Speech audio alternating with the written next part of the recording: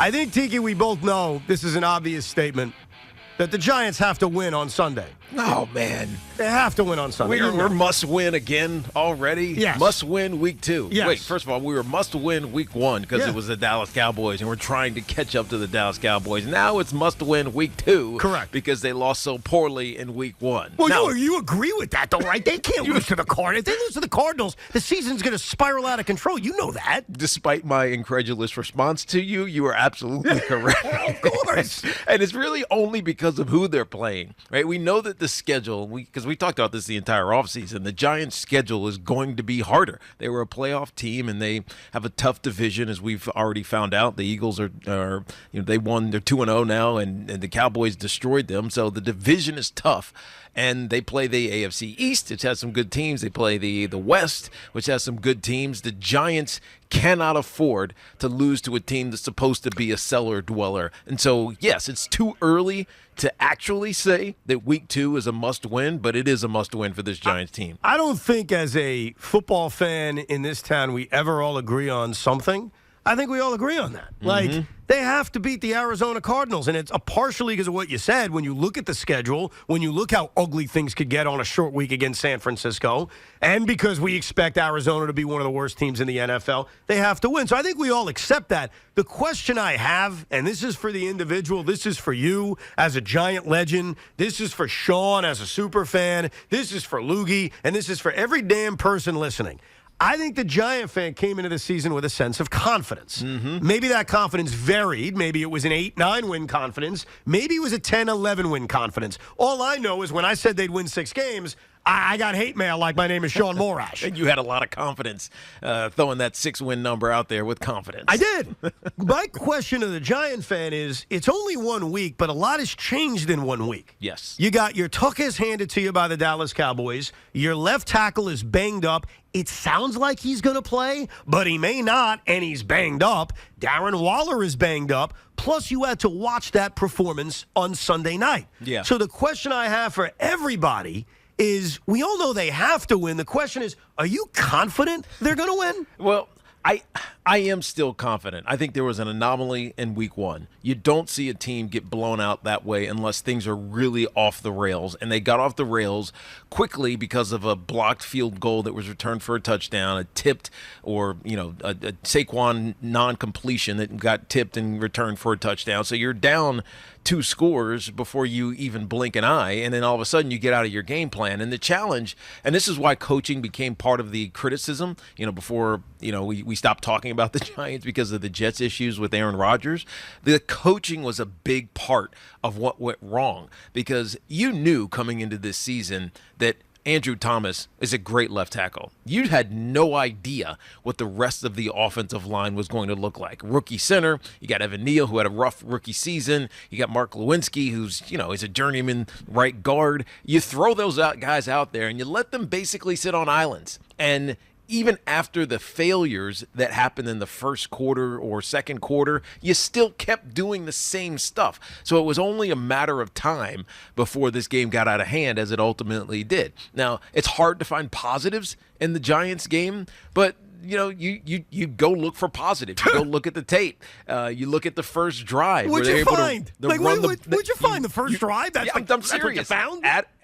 Evan, I am dead serious. Yeah. You go look at the things that you did well, because of the game like that, it's the only thing you can do, right? You have to just throw it away. The Bengals are doing the same thing, by the way, with their disgusting, first game against the Cleveland Browns. I'm sitting here in Paycor Stadium at the Bengals facility right now, getting ready to call this game, and I asked Zach Taylor, what do you do with game 1? He's like, you look at it and you throw it away. You find some positives and you throw it away. It's week 1.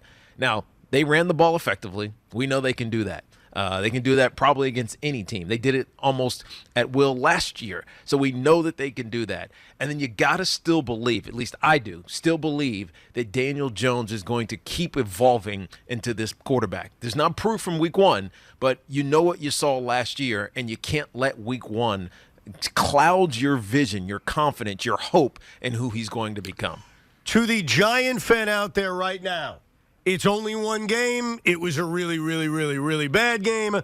Are you confident going into a game against a team you better beat, a team you should beat? Are you confident they're going to be 1-1? Tiki is. I am. Are most Giant fans. 877-337-6666. No. I am not confident. Really? Come on, Sean. You cannot jump off the bandwagon that quickly. Seriously, what?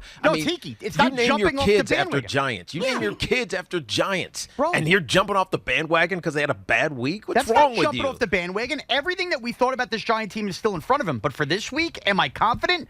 They're No, playing the Arizona Cardinals. Yes, and guess what? It looks like he's a game-time decision. Tiki, the one irreplaceable player on this team was Andrew Thomas. It's true. If he is not at full strength, or dare we say wakes up stiff, I don't know how you breathe confidence that this is going to be pretty. I am at win at all costs. If this game is 9-6, I'm getting 5 scoops of ice cream Sunday night, and I'm happy. But I am not confident right now until they prove otherwise, because right now, as the days have gone on and we've laughed about Aaron Rodgers and the Jets' miseries as Giant fans, guess what? I'm starting to smell 2017 all over again, and I don't want to smell that. Oh, come on. It's not that bad. You're not nearly that bad of a team. There's too much, I think, talent defensively. There's skill position guys. I mean, look, you could talk all the names that you want, but ultimately it comes down to what you believe this culture is and what Brian Daboll has preached and the accountability that should be there. I'm not saying it's going to be, but it should be there because we saw it last year. You have to have faith, and I hate to say it because it's the reality. The confidence has to come from having faith in what this team is about. It's not anything that you saw in week 1 because that was ugly. That was as ugly a game as I've seen the Giants play in a decade, maybe more. But you do have to believe in what this team is all about and what the culture is all about. I also wonder, and we've all kind of assumed, well, the Arizona Cardinals are tanking. The Arizona Cardinals are a bad football team. The Arizona Cardinals are going to go 1-16. Well, in week 1, I'm not saying they're world beaters, and I watched a little bit of the game against Washington. The Arizona Cardinals defense sacked Sam Howell 6 times. Yeah. They forced 3 turnovers in this game, and they had a chance to win. And you've got 53 guys on a roster that are not tanking. You got 53 guys on a roster that are trying to prove they're NFL players. So what scares me sometimes when you face a quote-unquote bad team is early in the season, they may not know they're a bad team. Well, that's what I was, last week when I said you can't argue stupid, right, with Sean. Actually, there's earlier this week with Sean and Lugiev. They were talking about how, this team should tank, the Jets team, after Aaron Rodgers gets hurt. The problem with saying that is that especially early in the season when there's no injury excuse to say, I'm not going to play or whatever. You can't tell a team that they're going to be bad before they have any proof that they're actually going to be bad. Everybody thinks that they're going to be a good team, that even if they had a bad week, that they can turn the script. That's what the Giants are feeling right now. We're not talking tanking with the Giants. We're just talking about turning the script. Right. That's what's on their mind. They know they have confidence in themselves because they spent the entire offseason building themselves up. It takes a lot of weeks in the league, in the NFL, so week 5 or 6 or 7, maybe 10, before you start saying, yeah, dude, we just don't have it. No team is going to say we don't have it after week 1, and even if you lose poorly. And that's why when you face this bad team that we all assume is going to finish with 2 or 3 wins and is tanking, this is, to me, not the time you'd want to play them. No. Because this is the time where they think they're competent. Like, the Arizona Cardinals are coming off a road game against Washington where they could have won, where they should have won, where they were in the football game. Now they're going to be at home. There'll be plenty of Giant fans there because God knows the Arizona Cardinals don't exactly pack their stadium with Cardinal fans. No. But they're at home. They're coming off a game they thought they had a chance in. And what would really scare me, and look, my impression on this, if I had to make a prediction, and we will when we make our NFL picks, is that the Giants probably going to win this game? Mm-hmm. Yeah. I just think it's going to be dicey. Well, I'm just not fully confident that they're going to go in there and smoke this bad Arizona team. And a part of my concern is that the Arizona Cardinals got at it last week. They got to the quarterback last week. And I don't know if all of a sudden Evan Neal, despite how good the Dallas pass rush is, if all of a sudden Evan Neal, because he went to Alabama, is going to clean it up on Sunday afternoon. I have no idea if John Michael Schmitz, who's played an NFL game now, is not going to have a bad snap. Yeah. I don't know if the guard play, which has been inconsistent, I don't know if all of a sudden they're going to protect Daniel Jones. Like, those concerns that pop themselves up Sunday night, Like, those are real concerns. Those are concerns I brought up to you even before the season started, and I'm not confident that at 4 o'clock on Sunday, all of a sudden, all that is cleaned up. Yeah, no, and by the way, the guard play has been the bigger issue. We're talking about Evan Neal. It's been the guard. Glowinski was worse, I think. But also, all right, you can't.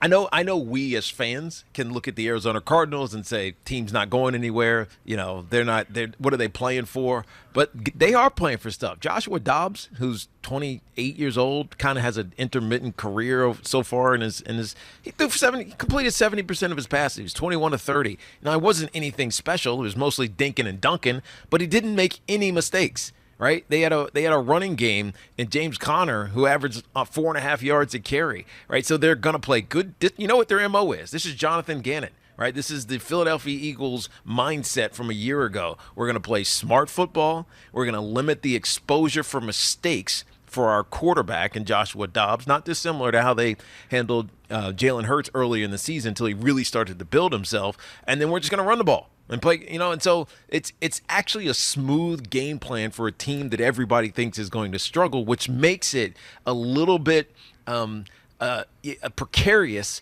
for the Giants as they go in with an urgency to win, right? Who has the most urgency right now? Is it the Arizona Cardinals or is it the New York Giants? It's clearly the New York Giants. Hey, speaking of There's that, no expectation for the Cardinals. Speaking of that word urgency, right at the top of the show, we had this 2 o'clock update, and an audio clip was played of Saquon Barkley. And Saquon was asked, do you guys have a sense of urgency? Now, we all know, as we've mentioned here at the top, this is an incredibly important game. Yes. I mean, we don't have to beat the dead body on this. It's a very important game. They can't go 0-2. They got a short week with the Niners. We know how tough the schedule is. If the New York Giants somehow lose on Sunday afternoon to the Arizona Cardinals, the tone around here is going to be completely different. No the doubt. tone about the Giants is going to be completely different. Saquon Barkley said, and maybe this is player speak, you tell me. You played his position. You've been in this league. Saquon's like, no sense of urgency. Well, you never want to do that to yourself.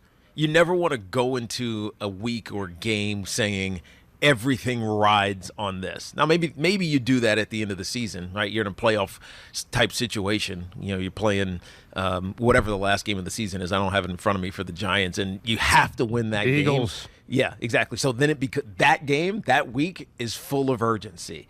But early on in the season, you don't want to make yourself overly, contorted to be thinking that if I make a mistake, then it's going to cost me whatever the consequence is. Early in the year, there is no consequence, right? And so, yeah, starting 0-2, does that suck? Yeah, of course it does. But is it recoverable? Of course. Look at what the Cincinnati Bengals, again, maybe just because I'm here, it's top of mind. They started 0-2 last year. They were 0-3 in their division. They ended up going on a run and making it to the postseason. So it happens. But you do have to, from our perspective, if they lose to the Arizona Cardinals, play terrible again, then we're starting to really question what we saw a year ago. And then that undermines every single thing, every single opinion, every single hope of the future for this Giants team, including some of their star players one of them who got paid, actually a couple of them got paid, but Daniel Jones in particular. He's got to play better football. No doubt. He's got to be protected, that's for sure.